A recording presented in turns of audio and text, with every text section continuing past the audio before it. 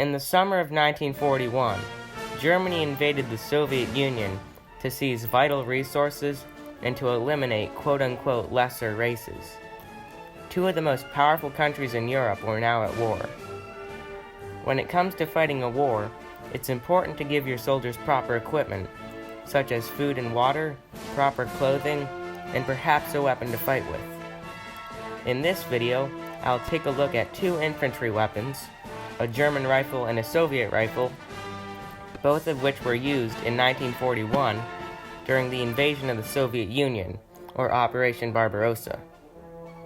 I'll determine which soldier had the better weapon, which in turn will determine which soldier theoretically had the upper hand in combat. There are other factors to take into account, such as how well a soldier was trained, or how well supplied a soldier was, but I will solely look at weapons. The weapons will be compared using four categories: combat effectiveness, user-friendliness, reliability, and production. In 1941, the standard German soldier was issued with a Karabiner 98K rifle, and the standard Soviet soldier was equipped with a mosin-nagant rifle. The Kar 98K, the standard German rifle during World War II, was introduced in 1935 as the standard rifle for the German Army. The gun was based off of earlier models known as the Mauser Model 1924 and the Karabiner 98B. Those two models were based off the Gewehr 98, the primary German rifle used during World War I. The 98K had about a 5.5-inch shorter barrel than the previous two models and had an improved range. The mosin-nagant was a modernized rifle for the Russian Army introduced in 1891. It became apparent in the 1880s that a new rifle was needed for the Russian Army after many casualties in wars with the Ottomans. Their previous rifle, the Berdan, was a single-shot rifle and was becoming outdated. In order to obtain a better gun for the army, a contest was held in 1884 to design a gun for the Russian army. 3 designs were submitted. Sergei Mosin, a Russian commander, created the rifle that won. Mosin went on to improve his rifle by using parts from Leon Nagant's rifle, who was another contestant. In doing so, the Russian 3-line rifle M1891 was created. Outside of Russia, it was known as the mosin-nagant, named after the 2 men who developed the rifle. Over 30 years later, in the 1920s, a new rifle was designed based off the M1891, named the Dragoon rifle. The Dragoon rifle was a slightly shorter gun, and the sight measurements were changed from arshins, a unit of measurement used during the ages of the Russian Empire, to meters. In 1930, changes to the Dragoon rifle's sights were changed, creating the M1891/30. Another important change implemented on the mosin-nagant M9130 was that the octagonal receiver was changed to a circular one in order to cut down on production time. Just like its predecessor, which was the Mauser 1924, the Kar 98K was a bolt-action rifle. It used a 5-round clip that was very easy to load in, with each round being 7.92 millimeters wide. While other countries were developing semi-automatic rifles, the Germans kept their bolt-actions. This was because German squads used a machine gun as the main source of firepower, while riflemen carried ammo and provided cover for the machine gun. The range of the Kar 98K was 100 to 2,000 meters when using its iron sights, and reaching significant ranges accurately was difficult without the use of a gun telescope. The German scope could be used to magnify things up to 8 times larger. A sniper variant was also developed and could more easily be used with the telescope sight. Another modification on the Kar 98 for the sniper was that the stock of the gun was changed with one more suited for sniping. 2 additional features included a suppressor to block 75% of the sound and a 15-inch bayonet. One interesting variant of the Kar 98K was the rifle grenade launcher. A 30mm grenade launcher cup could be fitted on the rifle.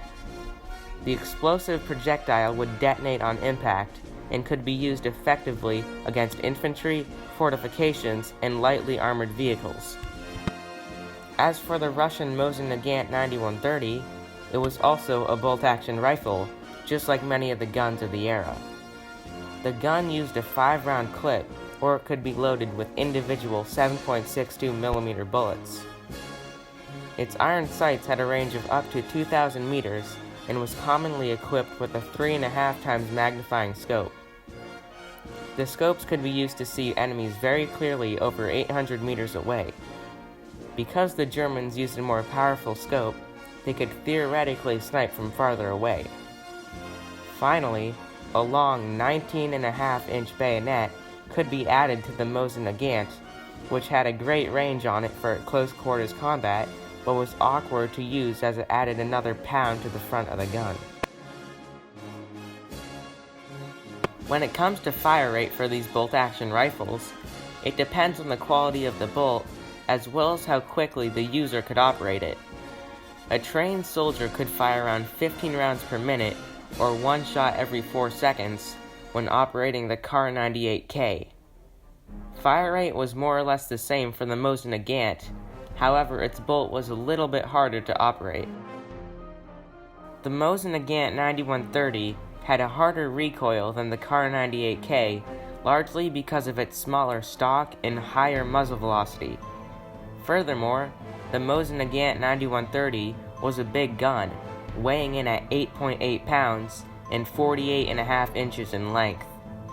On the other hand, the Kar 98K was 8.2 pounds and a little under 44 inches in length.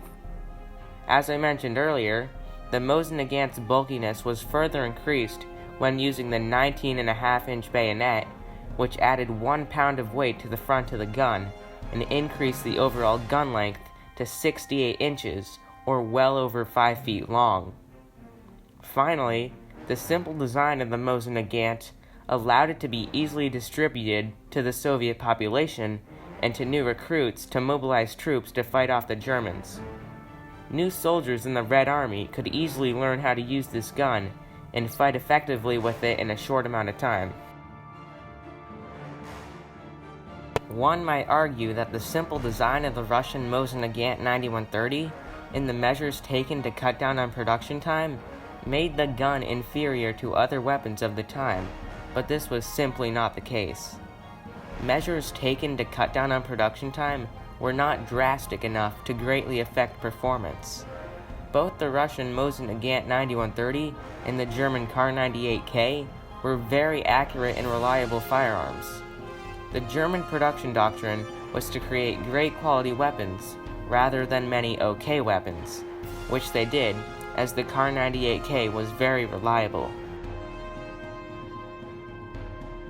In its 1 decade of production, the German war machine was able to produce an impressive 14.6 million Kar 98K rifles. Towards the end of the war, Kar 98Ks became less reliable and cheaper to produce because of efforts made to cut down on production cost. On the other hand, the Soviet Union was able to produce a great 19 million mosin-nagants during World War II. The Soviet production doctrine was to mass produce good enough rifles and to mobilize many soldiers. The simple design of the 9130 made it quick to produce. So which rifle was better? Well, the Kar 98K and its Soviet counterpart, the mosin-nagant 9130, are both very good weapons. They are both very reliable. The Kar 98K was very accurate and easy to carry around, and the mosin-nagant was easily produced and very easy to understand and operate, making it easier for new recruits to use. Both guns have made their mark in history, and many are still used today for recreational shooting. Both guns are so good that they were used well after World War II ended. You could find mosin-nagants in the hands of the Viet Cong up until the late 70s, and the Kar 98K could be found in the hands of the Yugoslavs during the Yugoslav wars in the 1990s.